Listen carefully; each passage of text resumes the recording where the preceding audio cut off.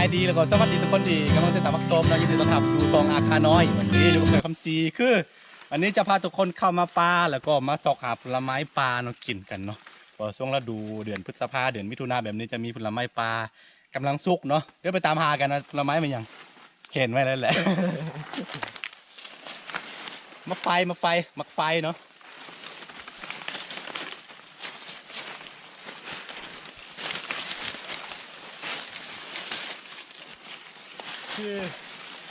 คือย้ำได้ค่อยๆยักเป็นแบบเด็กน้อยตลอดเอานะเพราะว่าการเป็นเด็กน้อยเนี่ยมันต้องได้คิดอย่างไรแบบสบายๆเนาะสมองโปร่งๆเนาะแต่ว่าบางทีก็แบบจะออกแบบปัญญาอ่อนๆนิดหนึ่งนะสำหรับค่อย นี่มักไฟนี่ทุกคนมักไฟต้นมักไฟเนาะโอ้เห็นบ่มักไฟสีเขียวนะนี่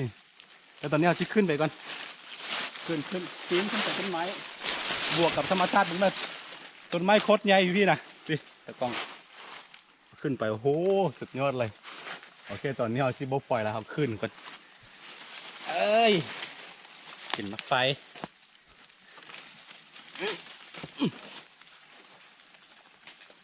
นี่แหละผลไม้ป่าบ้านค่อยเนาะเอาหุ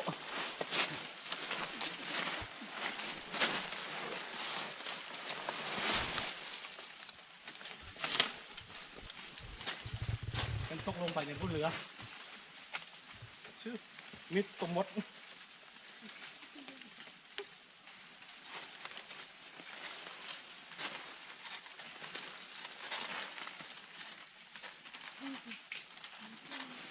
วันอื่นอ่ะอู้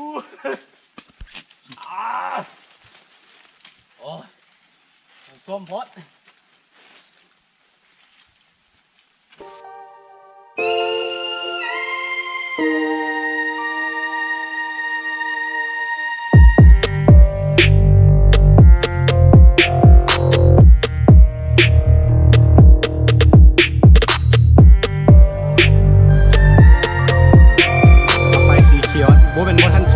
เดิมมัน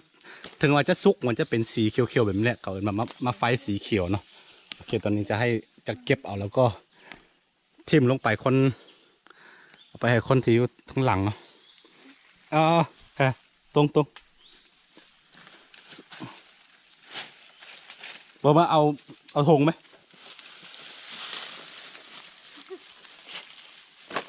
โอ้ยเจออะไร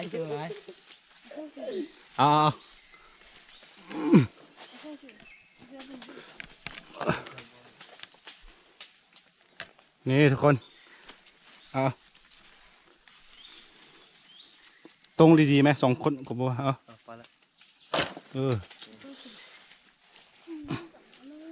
นี่ทุกคนธรรมศาสตร์ประทานมาให้เขา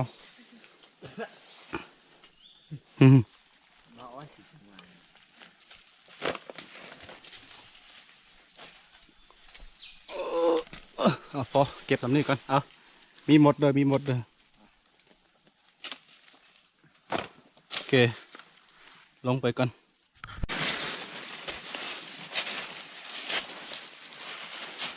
คือตอนนี้เราจะหาทีดีๆเนาะเพื่อสิกินส้มมะไฟ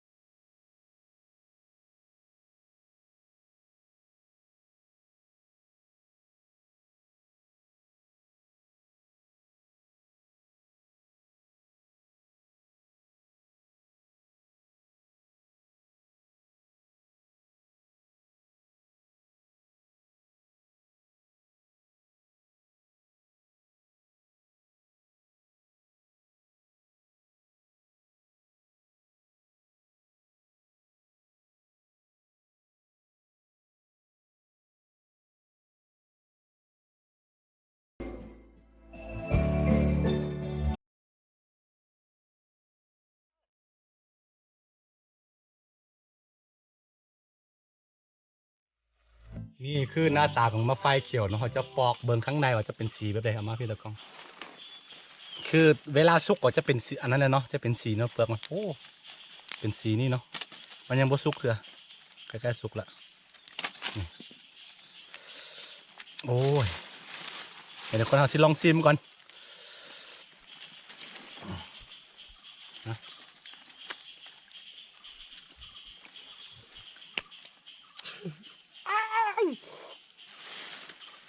ทั้งขมทั้งฟาดทั้งส้ม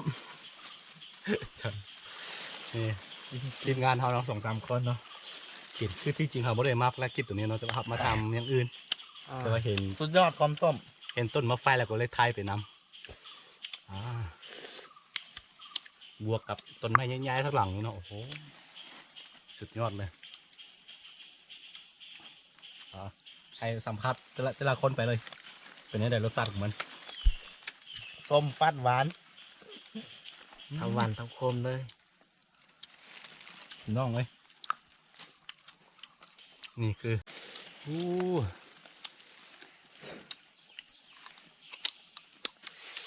อ๋อ แซ่บหวานหวานส้มฟาดอีกฟาดเอา คือสำหรับผู้ชายแนะนำเนาะสำหรับผู้ชายเนาะผู้ใดนำเสื้ออ่อนเนาะกินตัวนี้เข้าไปเดี๋ยวจะเป็นกันไปเพิ่มน้ำเสื้ออาซูซิได้นะ อันนี้เป็นทั้งเลือกหนึง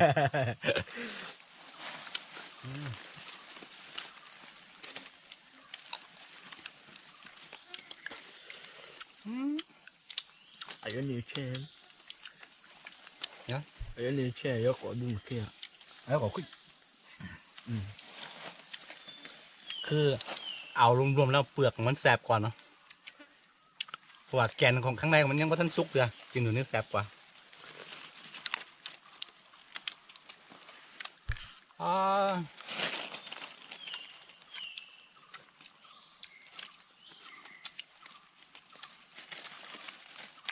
อาคืออ่ะ เอามาตามอนไง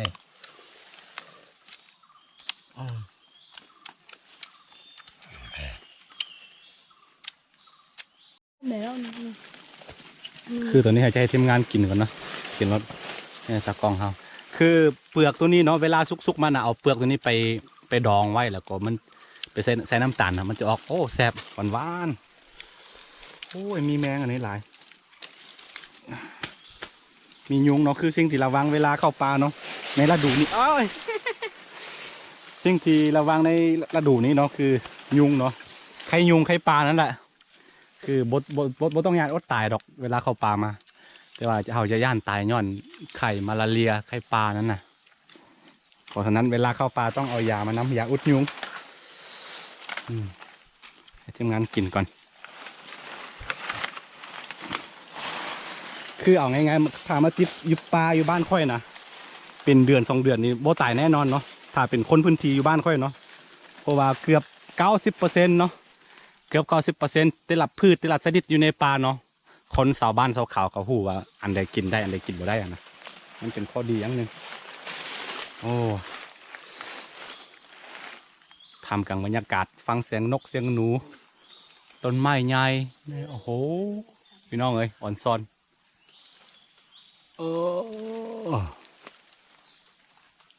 นี่ไทยให้เห็นบรรยากาศโอ้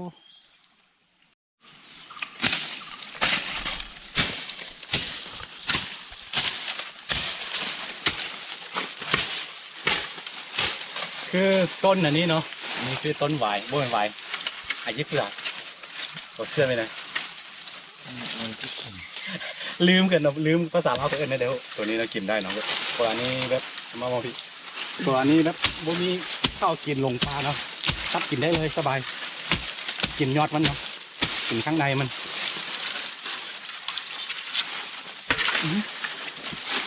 นี่กินข้างในมันแบบนี้โอเคได้เลยกินดิบกินสุกได้หมดอาหารชั้นดีจากธรรมชาติ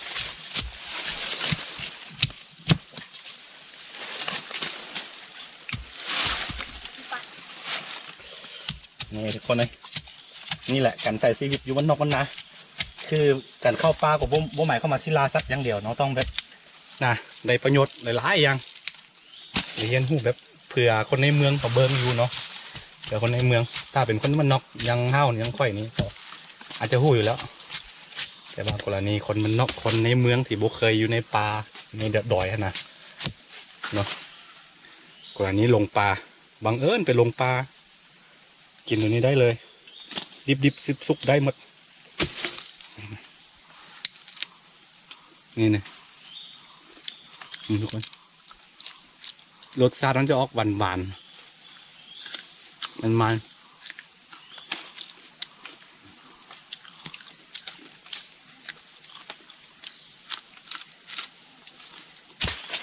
บ่มีทางไก่แน่นอนเวลาหลงปลาเนาะ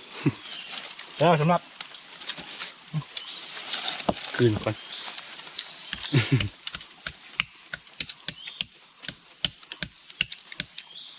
ยุงแล้วสำหรับต้นนี้เนาะต้นหนุนนี้นะเป็นต้นที่แบบเขาเอิ้นว่าต้นอันมาร์ก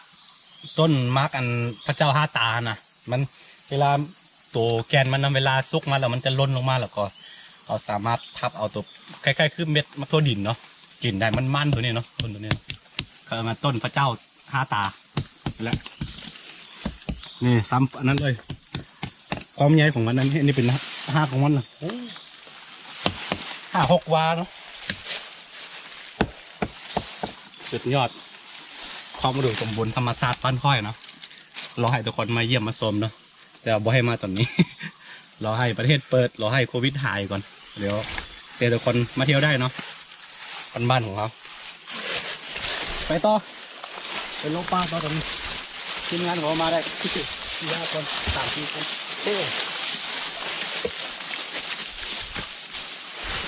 โอ้ใส่กำลังอย่างเสียดีกันเถอะ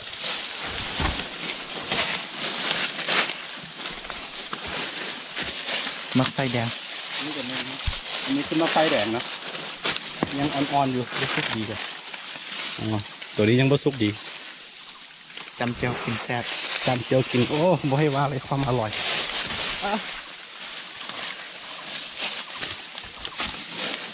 สุดยอดอันนี้ก็ชิมเมียงแดงด้วยกัน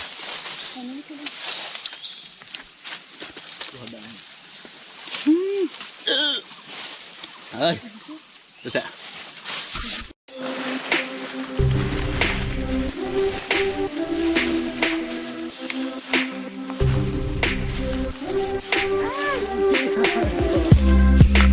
เราไปตายเนี่ย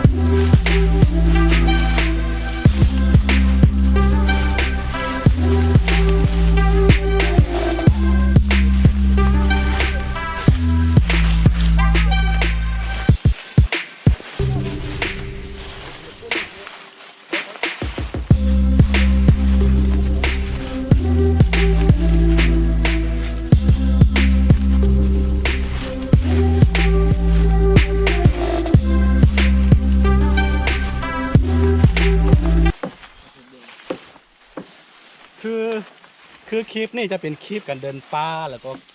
แบบแนะนำพืชหรือว่าผลไม้ต่างๆที่อยู่ในป่าเนาะอันใดที่กินได้อันใดที่กินบ่ได้เนาะเกิดจะเป็นความรู้แก่คนที่บ่เคยเข้าป่าหรือว่าคนในเมืองอย่างที่เคยบอกไปเมื่อกี้นี่เนาะนี่คือผักกูดพวกนี้กินได้หมดเนาะแบบง่ายๆสมมตินะแบบทุกบาท9 เดือนฮะมันจะกินได้ทั้งนั้นแหละนี่ตัวนี้เนาะกินได้เนาะ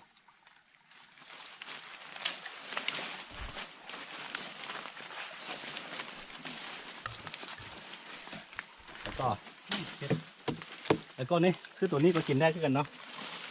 นี่เนาะนี่คือผักอีเลิศปลาเนาะกินได้เนาะกับลาบกับอะไรเงี้ยโอ้โหผมต้องให้ว่าความแซ่บของมัน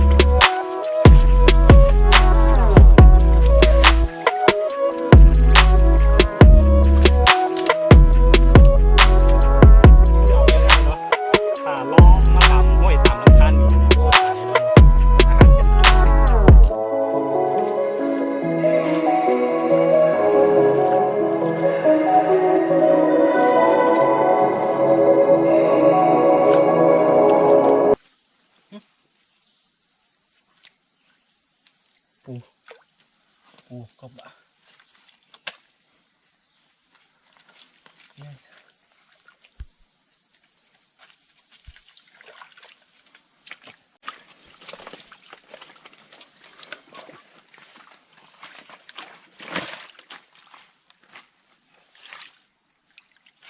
ธีหาปูง่ายๆสไตล์ของดอยคนดอยเนาะแบบนี้แหละ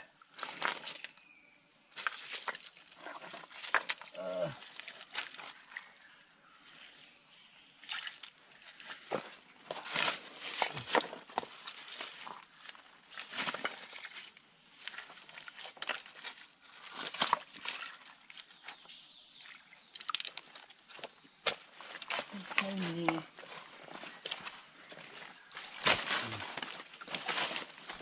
มันจะอยู่ตามใต้คอกหินแบบนี้เนาะหอย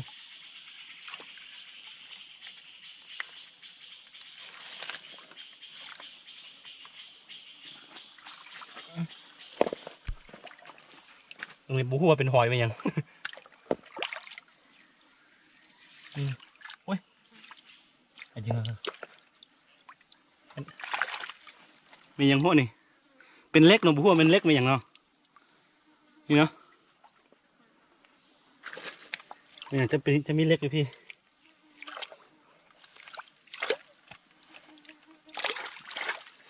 บูว่าเป็นเล็กไปอย่างตัวนี้เนาะเอาสิจะให้ทุกคนเบิ่ง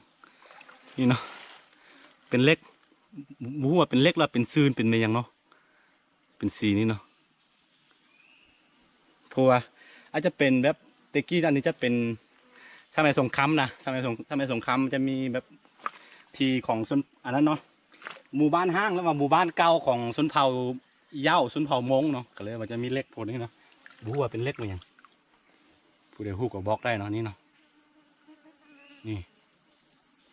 เล็กไปอย่างเห็นปะเห็นคูดเบิ่งกันเป็นเล็กกับเป็นซืนอ่ะ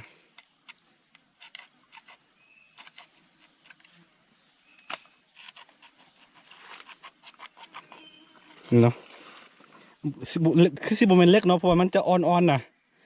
จะเป็นซืนหรือว่าจะเป็นเหมือนเธอจะเป็นเงินเนาะเธอว่าเงินอาจจะโบแมนเนาะเอากลับไปบ้านนี่ แม่ยังเหรอนี่แหละวิธีหาอยู่หากินของคนอาคาย้ำตลอดเนาะ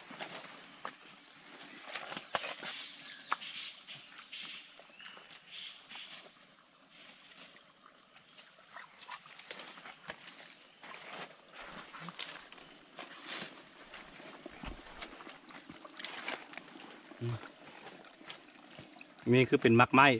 ผลไม้ชนิดหนึ่งนะตัวนี้กินได้คือกันเด้อตัวนี้เด้อคือวิธีการสังเกตง่ายๆก็คืออันไหนพืชผลไม้ชนิดใดที่กินได้กินบ่ได้เนาะให้สังเกตว่ามีสัตว์กินบ่นะกันสัตว์กินแสดงว่าคนเฮาก็กินได้คือกันเนาะแต่ว่าผู้ใดมักแล้วก็กินผู้ใดบ่มักบ่ต้องกินเนาะเพราะว่าผลไม้จำพวกนี้จะเป็นแบบหวานๆเนาะเปลือกของมันเราสำหรับตัวนี้ก็ไปเผากินได้ ตัวนี้จะมันๆนะนี่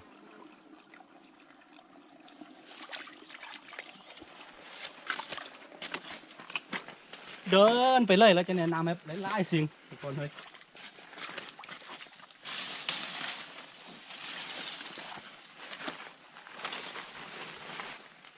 นี่สำหรับตัวนี้เมื่อกี้แนะนำไปแล้วเนาะตัวนี้กินได้คือกันรสชาติมันจะออกส้มๆเนาะ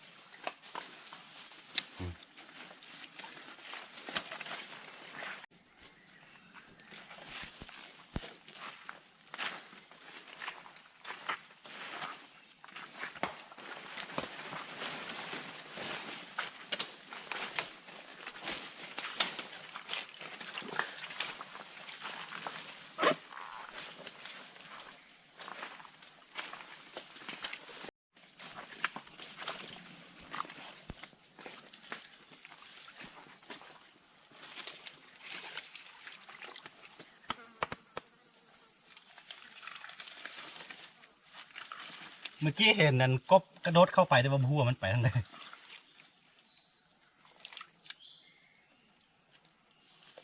สงสัยมันหนีเลยเนาะ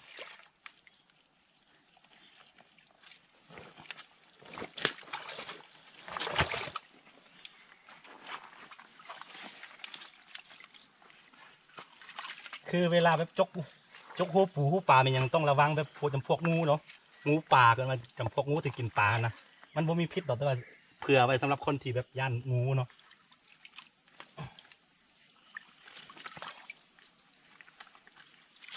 นั่นหนีแล้วไปอยู่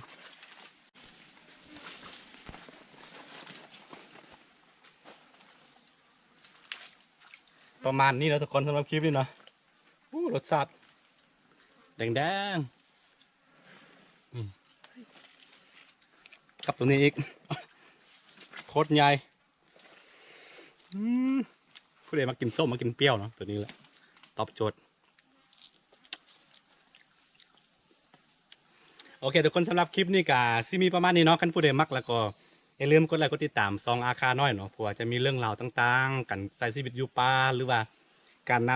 นำเสนอวิถีชีวิตของบรรดาชนเผ่าในลาวเนาะมันจะมีถูกคอนเทนต์เนาะที่พวกเจ้าต้องการอยากเบิ่งเนาะเราติดตามอย่าลืมผู้ใดเข้ามาใหม่หรือว่าผู้ใดเบิ่งแล้วก็บ่ติดตามเถื่อเนาะอย่าลืมกดติดตามทางนี้เนาะติดตามเลยขอเนาะ